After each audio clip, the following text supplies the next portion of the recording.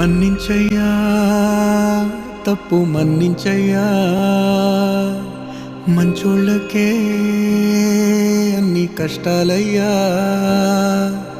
వెళ్ళిరయ్యా వెళ్ళిరయ్యా సెలవని అంటాంది కంట తడి, ఉండలేక నీ ఎంబడే వస్తాంది గుండె సడి. గురుదేవుడికా ఇంతటి శోకం వెలివేసినదా పాపపు లోకం. ఒరే నవీను, దీనికి బాధపడితే ఎలాగయ్యా? అసలు తండ్రిని కూడా ఎలా ఉండాలి? రాజులా ఉండాలి. మహారాజయ్యా